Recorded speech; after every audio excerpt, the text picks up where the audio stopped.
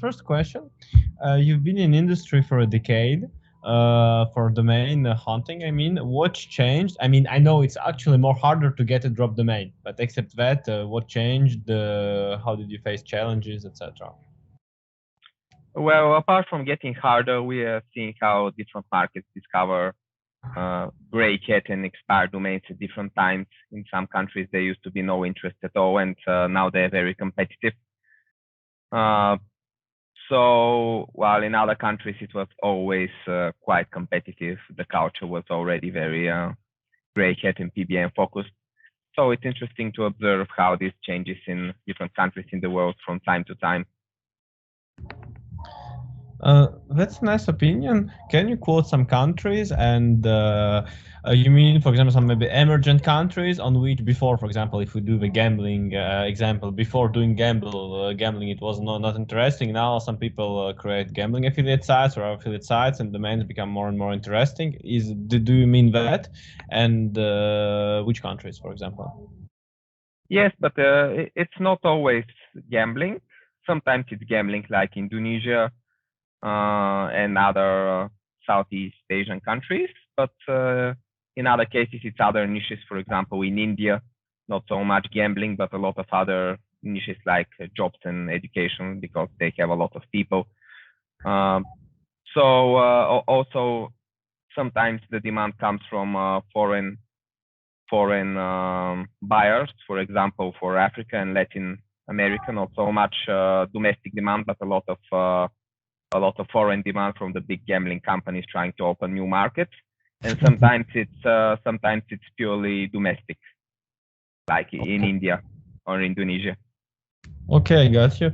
Can you quote more about Tunisia? Because actually there is a lot of debate about gambling in North Africa, Tunisia, Algeria, Tagdalia, and etc. Maybe you can say something about the domains there or something. I think in all of the Muslim countries, gambling is very problematic. But in Indonesia, it works because it's large and I think churn and burn can work there based on what I see.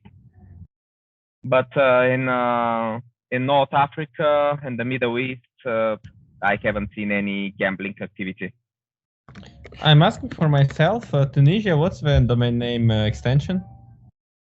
Indonesia. In Asia. Yes. ID. It's ID. Okay. So, I mean Asia, not. And do you have some demand from North Africa, maybe, or from Africa, or it's more about ASEAN?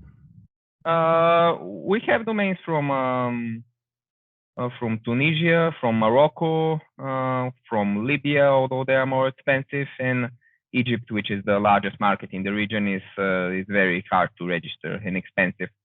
Okay. So it's mixed, but we don't see a lot of demand from these countries. Okay, got it. So even North Africa, you will say the most, let's say, marketing region is Egypt, right? The one well, the most. In North Africa, I would say that Egypt would probably be a good market, but it's probably very close because domains need some you need to have a trademark or a company with the name of the domain, I think, to register a .eg, and it's expensive. But good African markets are in sub-Saharan Africa, so these are Nigeria, Kenya, Tanzania. These have demand. Ghana yeah, also. I heard about them. So a lot of demand there, right? And a lot of gambling affiliate sites, you see. Yes, and also Nigeria is a very big country by population, so there's internal demand, not only about the gambling, but just because it's a big market. For the rest, it's mainly gambling. I got you. What about LATAM? Well, there's no internal demand, but there are a lot of companies from Europe trying to open gambling markets there, so there is demand connected to this. And in Brazil, there is actually internal demand because it's a big country, but all of the other countries, they don't have any internal demand. So Argentina, Colombia, Chile, even though it's a more developed country, they're not so developed SEO-wise, I think. and all the demand is from foreign buyers. Actually, I can confirm you it's not well developed in sale. But Brazil is very competitive to get domains, and hard and expensive. That's true. But yeah, if we talk about local domains in Brazil, I think it might interest our readers. There is a problem where they are liberating only once per 6 months or something. Can you tell a little bit more? Because I think you're aware of it. Because we tried to take some BR domains and it was very complicated. Like the liberation dates was like every 6 months, and finally we gave up. We was trying to take .com with Brazil past. So can you tell more about the BR domains? Yes, it's quite a public process. All of the domains are liberated. Before it was once every 6 months. Now I think it's once a month, but it's more or less the same process. The domains get liberated in a very public place that all of the Brazilians get to see. So there's a lot of competition. And if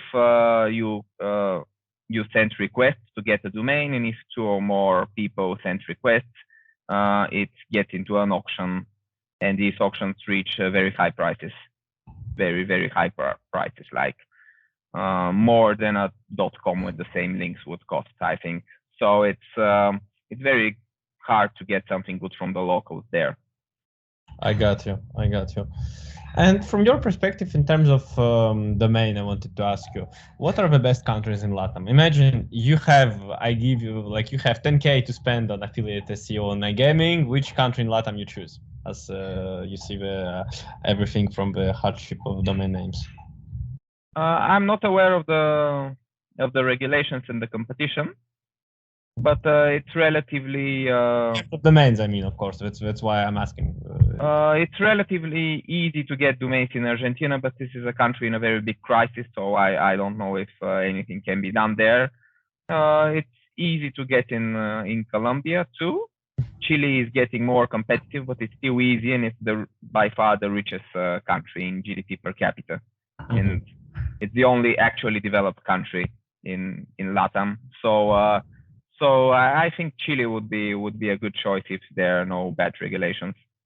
I got you. And what about if I ask you the same question for Africa, Asia, and Europe? Which countries do you choose? Forget about regulation, but the concurrence as you see, just in terms of domains. Oh, in terms of domains in Africa, I would say that South Africa would be a clear winner, because it's much richer, it has a large population, and it's not that hard to get domains. Okay, I got you. What about Asia and Europe? Well, in Europe, it's now hard to get domains in any country. It's the most interesting development in the expired domains market from the last 1-2 years is that now it's competitive to get domains from countries like Bosnia and Moldova. So the poorest countries in Europe are now have competition and demand. And it's amazing that a domain from Bosnia would now cost more than the .com with similar, just general links. So in Europe now it's competitive everywhere. Of course, it's more competitive in the bigger markets. It's more competitive in Scandinavia, in Germany, but now it's competitive everywhere. So in Europe now, all the easy domains are gone. In Asia, still there are a few countries that you can get domains easy and cheap, but it's rapidly closing there too. When you look at a country that it's not some fancy market like Kazakhstan, it was like 5 times easier to get domains there only 2-3 years ago. Yeah, that's true. That's true.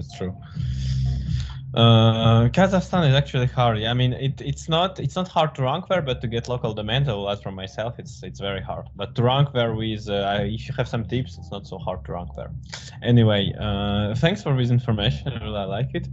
Whatever I wanted to ask you a little bit about your team. Do you have, first of all, maybe we talked with you, if it's okay, I mentioned it in the interview, we talked with you maybe to make a partnership. I know now you made one, about using of your domains in iGaming. How is it going? How is actually the drop domains showing themselves in different countries? And are you yourself maybe affiliate, or do you have some iGaming business by using your domains? Tell a bit more about that. We started a joint venture recently, but it's still in early stages. Websites being made, content is being published. Just the first links are being placed now, and the first redirect is being made. So maybe in 2 or 3 months, I will be able to know more about how it works. It's a very tough country. It's in the UK. Yeah, we'll see how that goes. But yeah, I think that still in the emerging markets, it's the best opportunity if you can bypass the language and cultural barriers that are there. Ranking is much easier. That's true. That's true. I could totally tell you that. But let's not be afraid of hieroglyphs, because super big authority sites are much more bigger problems with dealing with hieroglyphs or with cultural barriers in the SERPs. So yeah. Whatever I wanted, a few words maybe about how your team is structured, because you have like domains mostly in every geo. Do you have maybe a nice story about some hard permissions to get, to have permissions to catch domains there, and also how did your team is built, how you delegate the stuff, etc. Yes, well, it's a big scaling operation. We are now about 100 people. We have a team of 20 people who evaluate domains. Most of them evaluate domains for SEO, but some also evaluate for names and for traffic. I have to make a lot of final decisions, like what bids to submit at auctions, etc. But the small decisions are like whether to chase not so competitive domain for $5 somewhere or not are taken without me, directly by the team. We have a team of 7 people who just manages all the domains, the accounts, the accreditations, the documents, the tests. When we get accredited to chase somewhere, you need to make a test to show that you are technically proficient to handle the specific extensions. This is a very annoying procedure that is almost everywhere. So there's just a lot of hassle before you are able to actually catch your first domain in most extensions. But once you have done it 20 or 30 times, it gets a bit easier. Some extensions use the same software, so you already have the work for the technical tests done from before. But yeah, the start is very slow. But once you get this going, you can really make profit. But it's a very large scale operation. You need capital, you need people, you need technical expertise, very specific one related to coding and domain, something in between, in order to catch. So it's a large operation. I got you. And as you told, the license, to get the license, it's a little bit annoying. Can you tell a little bit more about the process? What's hard in getting licenses, etc.? What's the challenges? Well, first you get evaluated if you're a trustworthy company. In many cases, you cannot catch the extensions if you're not ICANN accredited, which is a very slow bureaucratic procedure. It takes about a year to get through all the steps. There's a ton of paperwork, and there's a $4,000 fee to start, and then $4,000 more each year to maintain it. So it's expensive, and also when you catch domains, you need to have deposits everywhere. So we have 6 figures, some only in deposits to maintain all the accounts, so we can pay all the potential catches. So yeah, money, people, time, it drains every resources of the company, and it takes some time to break even, and it's break even is also dependent if you can evaluate the domains well and then sell them or use them, because otherwise you don't get to make any profit. I got you. Yeah, so you have a double challenge of evaluating with domain on the SEO side, something which personally I know. I mean, we all know how it's hard sometimes to check right-led domain, to check it in web archive, to check the history, etc. And on the other side, you have the technical stuff, which is also not easy. And did it happen sometimes to buy a very expensively a domain, or do you? Because I know you participate in our part of the interview. I want to ask you about auctions. I see always in drop catch, breaking my balls with brutal honesty. I see SEO domains which are bidding very high on domains we want. I think you are on many domains. So I see also you are participating in auctions. Do you make a better margin from auctions, or I see why you don't rely only on expiring domains, but also on auctions, which are way more expensive? Catching is more has a higher margin, of course, because you catch the domain for the registration fee. The big advantage with the catching is that once you get the catching rolling and it works and you're competitive, you can catch SEO domains and premium names and traffic domains all with the same technology. So this is a huge advantage in terms of return of investment. While in the auctions, you don't have a chance to get cheaply any domains with good name or good traffic, because then the non-SEO domainers, the usual bunch, they will outbid you forever. They're very aggressive for the names and for the traffic. They're not aggressive for the SEO because they cannot evaluate it, but for the names and the traffic, they're very aggressive. So sometimes in some extensions, it would not be worth making all of the efforts to create and maintain the catching system if it was not for the other types of domains. There are just not enough SEO domains to sustain it. But for .com, basically we're still far away from being a successful catcher. The competition is just enormous. So the auctions are the only chance, and since a lot of our buyers want specifically .com, net, and Oracle domains, we have to bid at auction. Sometimes we manage to make good margins, sometimes not at all. It depends.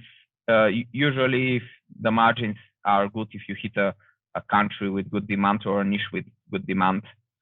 For example, if you stumble on a domain that is about gambling or CBD or something very competitive, and no one in this niche is looking there at this moment, you can make a very good deal. But for general domains, the prices are now getting very high.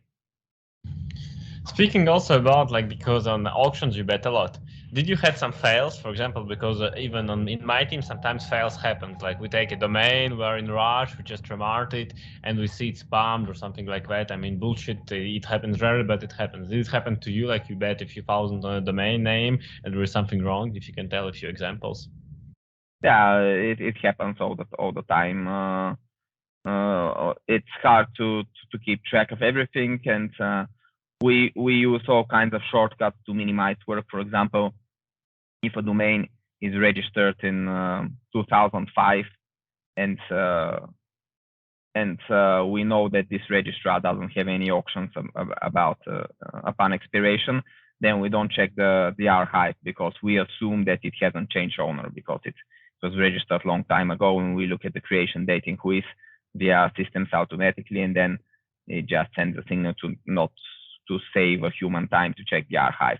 But of course, it may have been a private sale at some time and still be spammed. It can happen in, say, 2 or 3% of the time, or even 1%. You cannot just you cannot really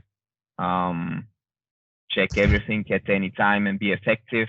Also, in many cases, you see someone had a PBN, spam the domain to hell, but then but then block the both of the archive, so it's 403, and you see a 403, but then another domain had a 403 for purely technical reasons, so it's perfectly fine. So how do you know which 403 means the domain got spammed and which 403 was just fine? You have to guess.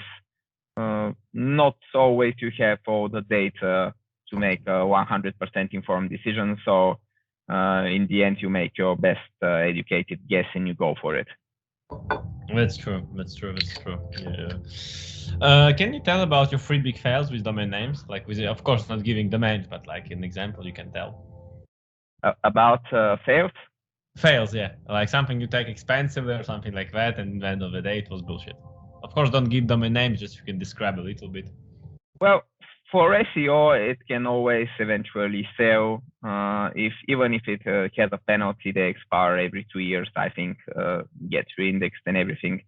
So I cannot say that there was a definitive fail for any SEO domain, although I'm sure we have overpaid over the market price in some occasions, but that's not a definitive fail. But for traffic domains, we have very definitive fails because there we invest, the tools show that domain has a ton of traffic, and then say you bid $3,000 in an auction, and then it earns $5 because the traffic is gone. And it happens a lot of the time. Basically, there it's much more of a gamble than with the SEO domains because you're working with some approximation tools that are not really like similar weapons, which are not really that sophisticated. They just make approximations. They often don't see that the traffic just drops from a cliff because someone removed a link or a redirect or something. And yeah, we are used to huge fails there, but the bottom line is important. What was the biggest one? 3,000 to 5, or maybe something even more? Oh no, I think we have wasted a lot of times. We have wasted over $5,000 on a domain that earns nothing. Maybe 10 or 15 times this has happened. It's just part of the game. It's normal for the traffic domains. You make your best guess and you hope for the best. How you monetize? Because you already spent a lot on traffic domains. You monetize the traffic then, or you can resell it expensively because of the traffic? What's the interest? We monetize it. Don't know really what the best market. There's no marketplace for traffic domains. You can just sell to other traffic domainers which do the same as you do. So it doesn't make a lot of sense to sell to them. So we just park with the best known platforms, which are just a few. And we hope for the best. We hope that there's still traffic, and we hope that the click-through rate and the cost per click are high. And sometimes you have huge wins, and the huge wins that you have, sometimes they pay for all the failures, because when you buy traffic domains, the failures are much more than the wins. Usually traffic is gone, or the CPM you earn is just super low. But then again, from time to time, you hit a domain that has still high traffic and very high CPM, and you earn like 100 times your investment. So it's a very uneven game there. I got you. That's interesting. But if you tell fails are much more than wins, which is probably also, let's say, the case with drop domains in gaming, you, in the best of cases, you will take 30% of domains which will become money sites then. That means that wins are so fucking big that fails worth it, right? So when you have a win, you can make like x10, x100 of the domain value, right? Yes, absolutely. And can you tell a little bit more, if it's not like your commercial secret, how you monetize those domains, like maybe your best case of the traffic and monetization? I don't ask you for exact details, but just tell it globally, because for my audience, it might be a totally something new, and it's very interesting to explore, if you're okay with that. Well, there are free parking platforms, Parking Crew, Bodies, and Sidu, which are also a marketplace. Mm-hmm. Bodies is, I think, the best. Parking Crew comes second, and Sidu third in the money they are able to extract from the domains. But there's a fourth platform, above.com, which rotates your traffic between the free and keeps it pointed to the one that earns the most. And they do it for free. They don't take any commission. They just try to sell some of the traffic directly, and when they sell it, it's for even more money, so it's a win-win. So we keep most of our park domains with above.com. And yeah, you have to negotiate higher revenue shares with Bodies Parking Crew and Sido. Tell them you have tons of domains. You're gonna be their greatest customer. Try to persuade them to give higher revenue share, and then you put the domains in above and make the marketplaces compete against each other. There are no huge differences because all three use Google AdSense for parking to serve the ads, but still there are different templates, different keywords they can send to Google. There are different optimization strategies. So there are some differences. Above can help you get the best, and that's more or less the strategy for success once you get the domain. The real trick is how to get a domain that's actually good. That's actually the very hard thing that I cannot share that much details about. I got you. I heard you. So, so globally, it's a little bit similar. It's even more high risky than the drop domain business in terms of SEO. I mean, it's also the drop domain business. It's like sometimes a very lot of time you'll waste money, but the one time you're right, you can make 100, and during years it can bring you money, right? Yes, that's how it is. Well, when you get domains that we chase for the names, it's the most stable part of our business because you know the domain it's worth, and it's the most important thing about the names. It's that unlike the SEO domains and the traffic domains, the names don't depreciate in value. So once you get a good name, you can just list for sale everywhere, put a buy now price on the landing page, and just wait forever because there's a certain probability that it sells every year, and this probability, it's when you have a lot of domains, it brings more money than the renewals, and it's an endless cash cow that takes no work, and doesn't depreciate over time. So this is the best part of the business, and this is why it's the most competitive. It's harder to get good names. Awesome. And let's speak about concrete example. I mean, without the domain name, of course. Tell me an example of how much you bought a domain name, how much it brought you already, and it brings you per month, and what's plus minus the thematic or around that. So we have a nice case, some nice numbers to see. Traffic domains can be huge. We have, I think, 2 or 3 domains, maybe 2 with a third one on the way, that have made 6 figures from traffic, so more than 100,000. In how much time? In their lifetime. No, like how much time do you have them already? I think for 2 years or something, they made this amount of money, and the investment in them was just tiny. Well, the investment for one domain that make $150,000 was $30. Okay, fuck, nice. So, and if I guess there is no content on the site, you just put like something like a landing or something like very. So you don't have to do anything. You just put the name servers of the parking platform, and that's it. Got it. Awesome. So you make you put a SEO stuff, and you make even more than some affiliate sites. Like if it's like €5,000 per month, it's 5 times more than their average Amazon website. Yes, but it's you have to buy maybe 10,000 domains to hit one of those. Of course.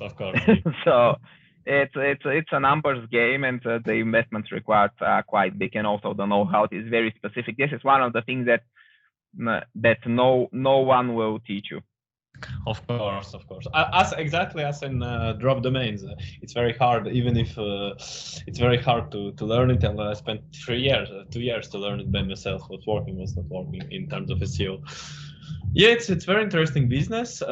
Thanks for the case. I appreciate it. Let's do something to finish, what I call blitz. I tell you 2 things, like 2 separate things, and you choose one. Okay? Okay. A super unique domain name in iGaming, or domain with more than 500 authority links. Domain with more than 500 authority links. Okay. Top 10 in UK or top one in Chile? Top 10 in UK. Okay. The highest CTR or the best links? The best links. Okay, that's interesting. A dispute with your wife or girlfriend or a financial audit on your company? Okay, a big one, like. Sorry, can you repeat? A big dispute with your wife, girlfriend, I don't know, or a financial audit in your company. Would I rather speak or? Didn't get you. What was the question? Would I rather speak or? No, what you choose? Like I tell you, financial audit of your company or a big dispute with your girlfriend?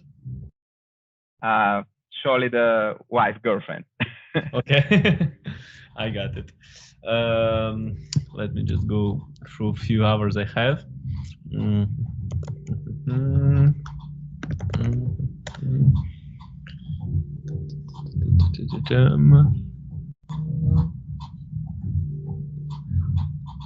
Spammy links in the history or bad web archive history? I would take bad archive history if the domain is indexed. Bad history. No. Domain not indexed. I'll put it in parentheses. For domain not indexed, I will take the the spammy links. Okay. When it's indexed, it's too easy, yeah, because the history doesn't mean too much things in this case. Yeah. And last one, you prefer to earn 500K with 500 clients or 100K with few high-ticket clients? Surely the high-ticket clients. The high-ticket clients, yeah, I'm the same. Maybe a last one, yeah. One supernatural. Imagine you have. I have a few ones. Imagine you have a SEO website. You have an SEO website. You will choose one HQ natural links or 100 powerful PBNs. How many natural links? One. Supernatural, super nice, like Forbes.com, you see. I'll take the 100 PBNs. Oh, got it. Also, imagine you have a chance to earn 500K per month on a white market like UK, or you have a choice to earn 30K but on a gray market, in iGaming. I would say I will choose the white market. White market, okay. Yeah, because the other can be gone tomorrow. Yeah, that's true. Also, a last one between gaming and clients, and we finished it. What do you prefer, a good client or a high roller on a high roller on RefShare? What was the second option again? A high roller on RefShare under your affiliate account, of course. I would take the affiliate. So the high roller. Okay, Yeah. I get it. So thanks a lot. It have registered. I will stop.